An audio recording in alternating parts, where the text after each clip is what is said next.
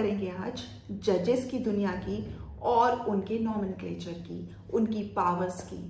Generally हम supreme court के जजेस को या हाई कोर्ट के जजेस को ऑनरेबल जज करके बुला देते हैं, लेकिन इनके तरह तरह के नाम हैं, जैसे judicial magistrate, metropolitan magistrate, chief judicial magistrate, chief metropolitan magistrate, additional district जज, डिस्ट्रिक्ट एंड सेशन जज ऑल्सो, हाई कोर्ट जज एंड सुप्रीम कोर्ट जज।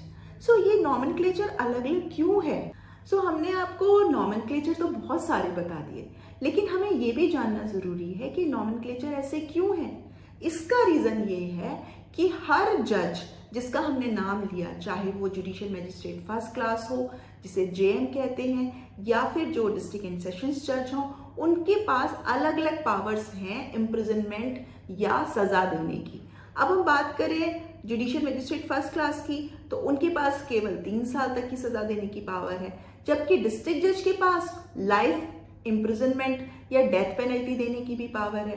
सो ये पावर्स कहाँ से आती हैं, कहाँ से फ्लो करती हैं? इसका आंसर है क्रिमिनल प्रोसीजर कोड। जब हम क्रिमिनल प्रोसीजर कोड के चैप्टर 3 में जाते हैं तो वहां पर पावर ऑफ कोर्ट्स दिया हुआ है, जिसका हेडिंग ही है पावर ऑफ कोर्ट्स। तो पावर ऑफ कोर्ट्स अगर हम देखेंगे तो उसका सेक्शन 26 इंपॉर्टेंट सेक्शन है, और ये सेक्शन कहता है कि any offence committed under Indian penal code, कोई भी ऑफेंस जो इंडियन पीनल कोड के अंदर कमिट होता है, वो कौन कौन कोर्ट्स उसको ट्राई कर सकती हैं। इसका सब क्लॉज ए कहता है, पहला हाई कोर्ट, दूसरा कोर्ट ऑफ सेशन, तीसरे के अंदर बहुत सारी कोर्ट्स हैं, और बहुत सारी कोर्ट्स को अलग अलग ना लिख करके क्रिमिनल प्रोसीजर कोड ने कहा कि अब आप जाइए शेड्यूल 1 में, फर्स्ट शेड्यूल में जाइए। ये फर्स्ट शेड्यूल कहाँ मिलेगा हमें? हमने पिछले वाले वीडियो में आपको बताया था। इस क्रिमिनल प्रोसीजर कोड में टोटल सेक्शंस हैं 484।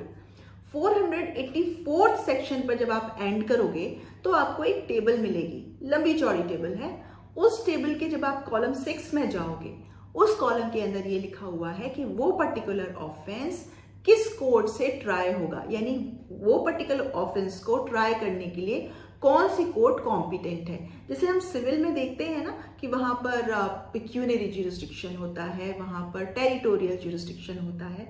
इसी तरीके से क्रिमिनल कोर्ट्स के लिए भी ज्यूरिसडिक्शन फर्स्ट शेड्यूल सेट कर देता है। वहां पर कुछ ऑफेंसेस ऐसे हैं जो केवल triable by court of session है, कुछ ऑफेंसेस ऐसे हैं वो triable by magistrate of the first class है। सो यहाँ पर हमें थोड़ा सा फर्स्ट शेड्यूल की स्टडी करना जरूरी हो जाता है।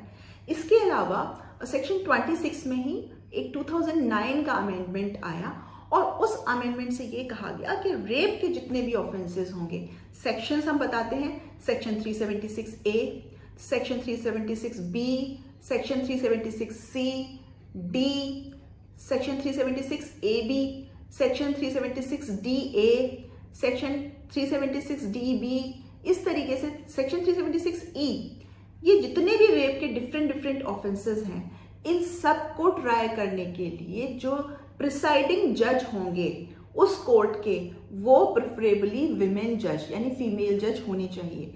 और ये अमेंडमेंट आया है, ये पूछा जा सकता है। अमेंडमेंट आया है, फिर से हम बता देते हैं, सन 2009 में। अब हम बात करते हैं सेक्शन 26 के क्लॉज बी की। क्लॉज बी ये कहता है, क्योंकि क्रिमिनल प्रोसीजर कोड तो देखो बहुत पुराना कोड है, ये कहता है कि मान लीजिए कोई नया एक्ट बना, जैसे पॉक्सो एक्ट बाद में बना, तो अगर पॉक्सो एक्ट ये कहता है कि कोई स्पेशल कोर्ट पॉक्सो एक्ट के ऑफेंसेस को डील करेगी, तो वो ऑफेंस जो पॉक्सो एक्ट में कमिट होगा वो केवल वही कोर्ट डील करेगी। अब हम बात करते हैं ये कहाँ कहा गया है, ये पावर कहाँ मिली पॉक्सो को, क्योंकि जो बड़ा एक्ट है, जो जनरल एक्ट है, वो तो क्रिमिनल प्रोसीजर कोड है। पॉक्सो तो बाद में बना, दैट इज स्पेशल एक्ट। सो हमें पता है डेफिनेशन और differentiation between general act and the special act. तो यहाँ पर सेक्शन 26 का सब क्लॉज बी ये बात क्लियर कर देता है। सो सेक्शन 2L ये बात करता है कि स्पेशल कोर्ट जो है वो ही पॉक्सो एक्ट के केसेस को डील करेंगी। तो ये स्पेशल कोर्ट प्रोवाइडेड है सेक्शन 28 में, जो पॉक्सो एक्ट के अंदर है, और वो ये कहता है कि मान लीजिए किसी डिस्ट्रिक्ट में पॉक्सो से रिलेटेड कोई क्राइम कमिट हुआ, यानी किसी छोटे बच्चे के साथ जो 18 ईयर्स से कम है, उसके साथ मेल या फीमेल जेंडर न्यूट्रल है पॉक्सो एक्ट। सो अगर उसके साथ में कोई ऑफेंस कमिट हुआ तो उस डिस्ट्रिक्ट के अंदर एक स्पेशल कोर्ट कॉन्स्टिट्यूट होगी, और वो कोर्ट कॉन्स्टिट्यूट करने की पावर किसके पास होगी? ऑनरेबल हाई कोर्ट के पास। ऑनरेबल हाई कोर्ट एक हर डिस्ट्रिक्ट के लिए स्पेशल कोर्ट्स कॉन्स्टिट्यूट करेंगे, और वो courts preferably court of sessions होती हैं। सो ये power section 26 sub clause B of CrPC से आई है कि पॉक्सो एक्ट के अंदर स्पेशल कोर्ट बनाई गई, और सेक्शन 28 के अंदर हाई कोर्ट को ये पावर दी गई कि अब आप स्पेशल कोर्ट बना करके पॉक्सो एक्ट के केसेस को ट्राई करवाइए। अब हम बात करते हैं सुपीरियर कोर्ट्स की, जैसे ऑनरेबल हाई कोर्ट की। तो सेक्शन 28 जो है चैप्टर 3 क्रिमिनल प्रोसीजर कोड, ये कहता है कि हाई कोर्ट में pass any sentence authorised by law, और अथॉराइज्ड बाय लॉ कहाँ से फ्लो करेगा? ग्रैंड नॉर्म क्या है? Constitution of India. तो कोई भी ऐसा सेंटेंस जिसको कॉन्स्टिट्यूशन बाधित नहीं करता, उसको अल्ट्रा वायर्स नहीं डिक्लेयर करता, तो उस सेंटेंस को ऑनरेबल हाई कोर्ट पास कर सकती है, जिसके जजेस को हम ऑनरेबल लॉर्डशिप्स भी बोलते हैं या ऑनरेबल जस्टिसेस भी बोलते हैं। इसी तरीके से सेक्शन 28 का सब क्लॉज 2 कहता है कि सेशंस जज या एडिशनल सेशंस जज कौन कौन से सेंटेंसेस पास कर सकते हैं? डेथ का, लाइफ इम्प्रिजनमेंट का, या कोई भी और सेंटेंस। लेकिन अगर डेथ का सेंटेंस पास किया जाता है तो उस केस में मान लीजिए डिस्ट्रिक्ट एंड सेशंस जज ने किसी की डेथ का सेंटेंस पास कर दिया कि हैंग टिल डेथ, लेकिन वो जो जजमेंट है उसकी कंफर्मेशन वो जो रिस्पेक्टिव डिस्ट्रिक्ट है जहां पर वो डिस्ट्रिक्ट सिचुएटेड है, वो डिस्ट्रिक्ट जिस हाई कोर्ट के अंडर आता है, वो हाई कोर्ट जब तक उस मामले में कंफर्मेशन नहीं देती उस जजमेंट को देख करके डेथ पेनल्टी का, तब तक ये डेथ पेनल्टी का जो आदेश है ये एग्जीक्यूट नहीं हो सकता।